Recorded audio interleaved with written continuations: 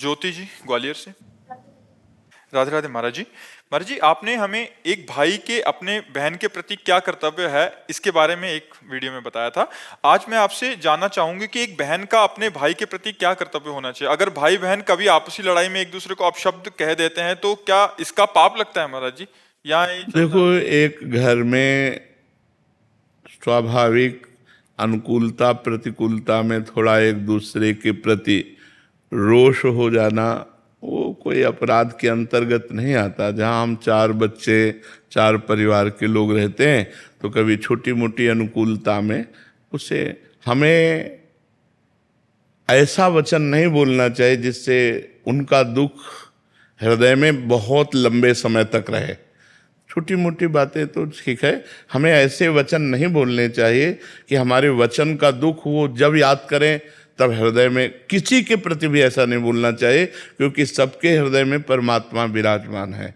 हमको भाई क्या, अच्छा एक भाई तुम्हारे घर का है और बहुत से भाई पूरे भारत में हैं, ये सब हमारे भाई ही तो है ना। हमको भाई के प्रति भाव रखना है। जो हमारे समान है वो भाई के, और जो हमसे बड़े हैं वो पिता के समान, जो हमारे छोटे हैं वो पुत्रवत। हमको किसी का भी दिल नहीं दुखाना, क्योंकि सबके दिल में भगवान विराजमान रहते हैं। तो एक समाज जो हमें मिली है उसमें हमारा बहुत रोल है। हम किसी की पत्नी हैं, हम किसी की बहन हैं, हम किसी की माँ हैं, हम किसी की बेटी हैं। तो हमको ये सब रोल निभाने हैं। ये हमको एक अभिनय मिला है इस जगत नाटक पर। यदि हम ठीक अभिनय कर ले गए तो हम मुक्त हो जाएंगे। अगर अभिनय में चूक हो गए तो बार बार जन्म, बार बार मरण, ये दंड मिलेगा। तो पहले तो हम खूब नाम जप करें, और एक भाई के प्रति नहीं, हम संपूर्ण भारतवासियों के प्रति, विश्व के प्रति भाईचारे का ही व्यवहार रखें। सबको हम अपने भ्रातृ तुल्य ही देखें और मृदु वचन बोलें। और कभी अगर हमसे कठोर वचन हो जाता है तो जब हमारा गुस्सा शांत हो तो हमें क्षमा मांग लेनी चाहिए।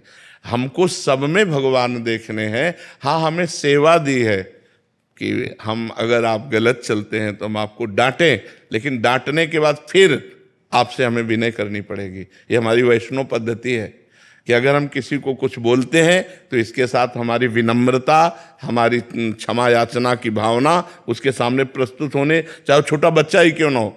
अगर हमने डांटा तो इसके बाद देखो भाई, हम तुम्हारे अच्छे के लिए डांटा, तुम क्रोध मत करना। हमने जो बोला उसको अगर तुम्हें बुरा लगा हो तो क्षमा करना, लेकिन हम आपको अच्छे के लिए डांटा। तो हमें चाहिए कि हमारा व्यवहार सबके प्रति मृदु हो, हितकर हो, मंगलमय हो। अलका जी। राधे राधे महाराज जी। गुरुदेव, मेरा पूजा पाठ जप इत्यादि में मन लगता है तो इस कारण और ज्यादा समय महाराज जी उसमें लगाते हैं, तो कभी कभी बच्चे पति नाराज हो जाते हैं तो मुझे अपराध बोध सा लगता वैसे है। हाँ, वैसे गृहस्थी में ज़्यादा पूजा बैठ के करने वाली उचित नहीं है। रसोई में काम कर रहे, राधा राधा राधा, अपने पति को टिफिन लगा के दे रहे, भोजन पवा रहे, बच्चों को पवा रहे, ये पूजा ही हो रही।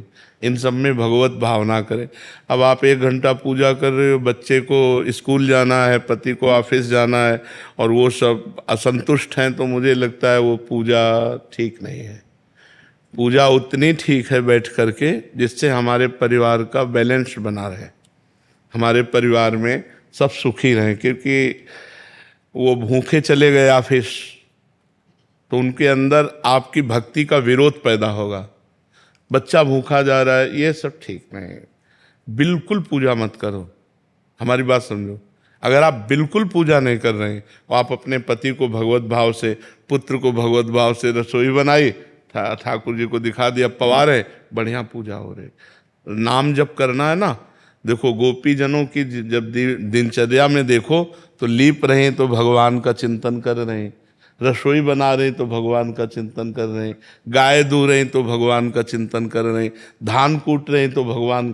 क्या हम लोग ऐसा नहीं कर सकते?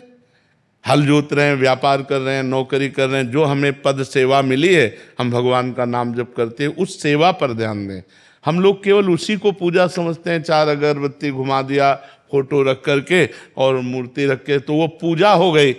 अच्छा, एक बात देखो, अचल मूर्ति में हम भगवान की भावना कर सकते हैं, फोटो में, विग्रह में, लेकिन चलते हुए पर हम भगवान की भावना नहीं करें तो हमारी बहुत बड़ी कमी है। इन सब में भगवान ही विराजमान है। सच्ची मानिए। अगर आप ईमानदारी से सब में भगवत भावना कर लें तो आपसे बड़ा कोई महात्मा नहीं।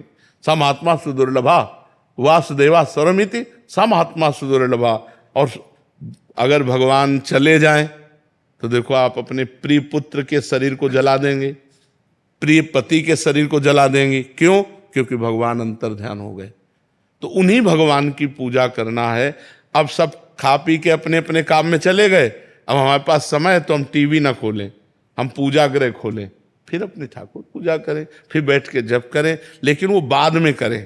पहले पति पुत्र की पूजा करें, उनको भोजन, उनकी तैयारी कर दें। जो भगवान ने गृहस्थ धर्म दिया उसका पालन करो जी।